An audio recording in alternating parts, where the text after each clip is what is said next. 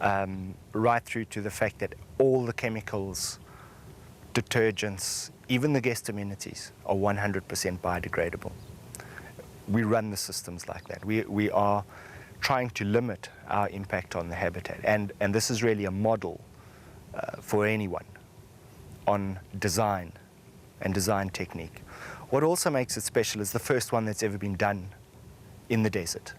And from both the guest point of view and from the business point of view, the one thing that makes it special is that the guest visiting here supports our business, and their contribution goes into conservation. Other species that have been reintroduced include the Acacia nilotica, or scented thornbush, and the so-called firebush that has natural built-in pyrotechnics. The oryx, which was released in the desert in 1999, breeds in the reserve, and their numbers have increased so much that Al-Mahar has established feeding stations for them. Now, foxes' holes and rodent homes riddle the sands, while different species of gazelles laze amid the dunes under the winter sun. Two of the species that roam free in Al-Mahar include the shy sandy brown Dorcas gazelle and the skittish Reen gazelle. Al-Mahar, named after the rare Arabian oryx it protects, is a 45-minute drive into the desert outskirts of cosmopolitan Dubai, the bustling trade and tourism hub of the oil-rich United Arab Emirates. A low-voltage fence surrounds the reserve to prevent camels, animals that are not indigenous to this area, from straying in and the protected species from wandering out, ensuring that Al-Mahar's guests can enjoy a natural habitat while lolling in their own luxurious environment. And while indulging themselves in five-star luxury and the beauty of nature, guests at Al-Mahar Resort can relax in the knowledge that they are also nurturing the environment. Coming up next, the world's biggest yacht. The Vosper Thornycroft Yard in Southampton is famous for building naval ships. Now, alongside the frigates and minesweepers, a giant sailing yacht has gradually taken shape. Construction of the world's largest motor yacht is rumoured to have cost a whopping £33 million. Not least because she's made from a revolutionary new composite material that is lighter but as strong as steel. It gives a lighter structure for an equivalent strength. It gives a built-in acoustical and thermal advantage because you're creating a sandwich of materials rather than a thin skin like alloy or steel is. The last word in luxury sailing is called the Mirabella 5, and it's the brainchild of British designer Ron Holland, weighing in at 765 tonnes. Under sail, it will be the biggest and most powerful yachting machine ever designed, although probably not for long, as rival designers say there's no technical limitation to the size that pleasure yachts could reach. This drawing of the dreamboat gives some idea of the Mirabella 5's dimensions. The world's biggest sloop has a hull big enough, wide enough and deep enough to take several London buses. On completion of the 75-metre hull, the yacht will be fitted with a mast more than 90 metres high.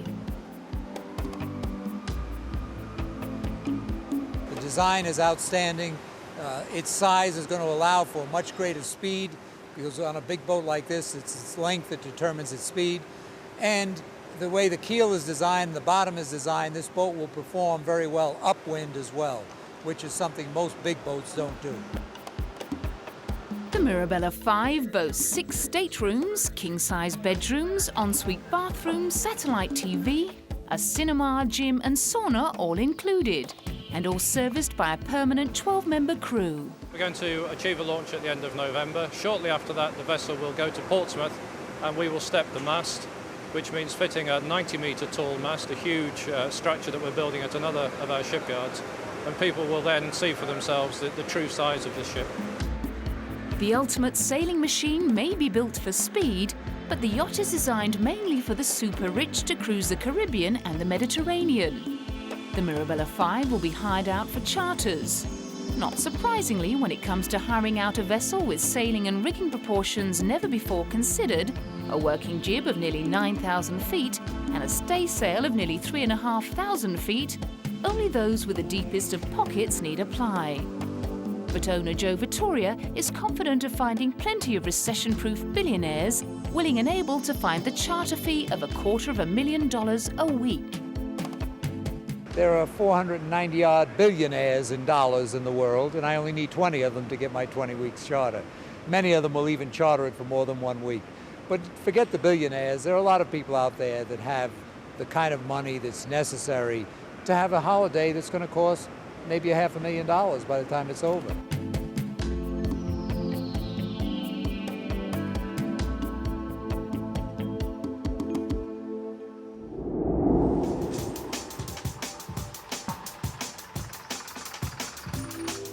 If the real thing is a little rich for your blood, how about a 2.75-metre-long replica of the Titanic, made entirely from the finest Belgian chocolate?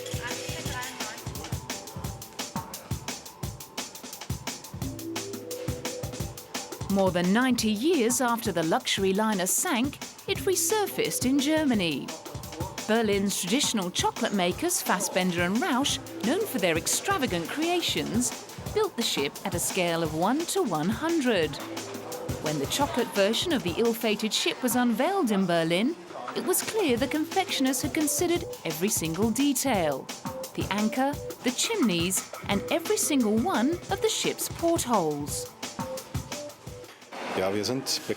We are known to make buildings out of chocolate, and so far we've always created buildings in Berlin, like the Brandenburg Gate, the Reichstag, or the Church of Remembrance.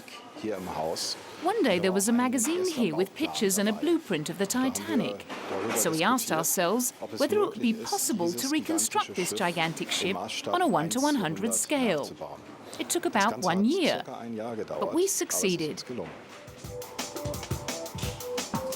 To build the ship, it took a lot of time, great instinct, and lashings of chocolate. And of course, Rausch and his confectioners didn't even forget the rescue boats. We started dealing with the ship's structure and realized that we had to make the ship's bottom 2.75 meters out of solid chocolate. We then added the top, made special molds, and filled those with chocolate.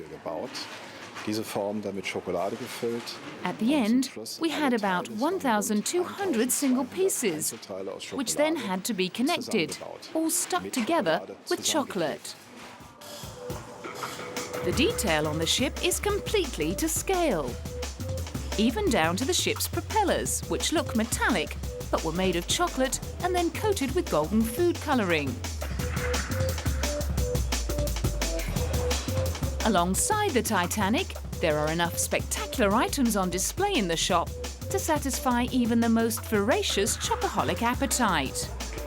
Most of them are famous symbols of the German capital, Berlin, such as the Reichstag and a 1.5-metre tall chocolate replica of the Brandenburg Gate. And whether it's chocolate or couture that turns you on, I hope we've satisfied your desire. At least until next time, when we'll be pampering you on the poop deck of the Queen Mary II and catching up with the legendary Armani. Before a luxury stopover at Rodeo Drive and ending up at London's most decadent hotel.